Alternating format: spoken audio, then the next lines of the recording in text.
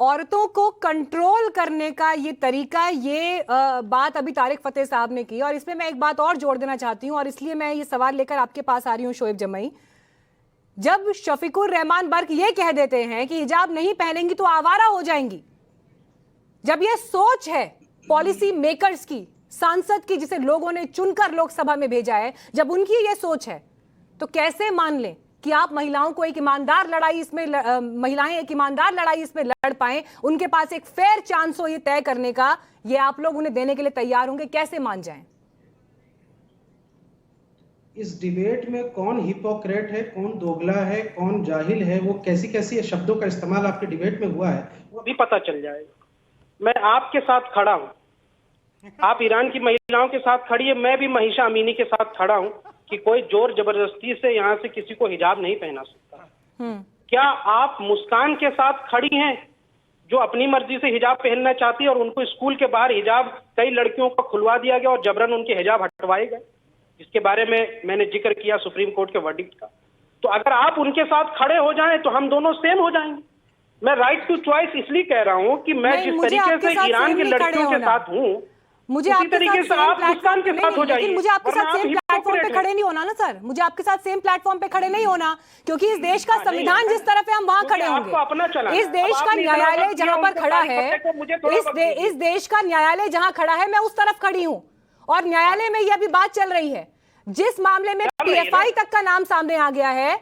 मुझे नहीं समझ में आता कि आप वहां से कैसे समझा रहे हैं कि मुस्कान जिस तरफ खड़ी है आप वहां खड़े हैं या नहीं खड़े हैं, और क्यों आप ये सवाल पूछ रहे हैं? मुझे आपकी मंशा पर यहाँ पर डाउट है, मुझे आपकी मंशा पर यहाँ पर डाउट है। मैं आपके पास एक दूसरा सवाल लेके आती हूँ। चलिए छोड़िए आप मुस्कान की बात, मैं दूसरा सवाल आपके पास लेके आती हूँ। आप मुझे ये बताइए, मुस्कान जिस तरह से पहुंच रही है, जहां पर स्कूल में यूनिफॉर्म को लेकर मसला है, वहां हिजाब मसला नहीं है। कोई मार्केट में हिजाब पहन के जा रहा है, कोई किसी को नहीं रोक रहा। कोई किसी कार्यक्रम में हिजाब पहन के जा रहा है, कोई किसी को नहीं रोक रहा। स्कूल यूनिफॉर्म का जिक्र हो रहा है। आई होप आप इस मामले को समझते हैं। तो क्या आप ऐसे स्कूल की परिकल्पना कर रहे हैं जहां पर हर कोई अपने अपने धर्म के प्रतीक चिन्ह लगा के घूम रहा है? आपको ऐसी व्यवस्था चाहिए? आपको इस तरह का अराजक माहौल चाहिए देश के स्कूलों में? ये माहौल चाहिए? इसकी आप यहाँ पर जो है तारीफ कर रहे हैं और कह रहे हैं कि ऐसा माहौल बनाया जाए देश में? नहीं, मैं आप ही का जवाब दे रहा हूँ। मैं देखिए, यहाँ पे डिबेट में हमारे बड़े बड़े लोग बैठे हुए हैं, पाकिस्तानी मूल से सुप्रसिद्ध लेखक आदरणीय खिंजीर साहब भी बैठे हुए हैं, और मैं उनका बड़ा आदर करके एक बात कहता हूं कि भाई इसी देश में बिल्किस बानो के बलात्कारियों को छोड़ा गया होम मिनिस्ट्री द्वारा, गृह मंत्रालय, ये महिलाओं का सम्मान था। सर आपकी दिक्कत पता है क्या है? आपकी दिक्कत मैं आपको बताती हूँ। नहीं, अभी 3 दिन पहले की बात है, अभी 3 दिन पहले की बात है, एक और भाई साहब के पैनल पर वहां भी दिक्कत यही थी। अरे आपसे ही बात कर रही हूँ ना, अभी आप कह रहे हैं तो मैं भी तो अपनी बात आपको बता दूं ना, जो मैं आपके स्टेटमेंट पे सोच रही हूँ। दिक्कत आप लोगों की ये है कि जब आपसे मुस्कान पर बात हो और स्कूल यूनिफॉर्म का तर्क आपके सामने रख दिया जाए तो आप पहुंच जाते हैं बिल्किस बानो पर। फिर जब आपको यह जवाब दिया जाए कि बिल्किस बानो पर इसी देश की अदालत ने दोषी करार दिया ना, जेल काटी ना, उसके बाद का मसला भी अभी अदालत में है, शिकायत उसके बाद भी अदालत में है, वो मसला भी इस देश में एड्रेस हुआ।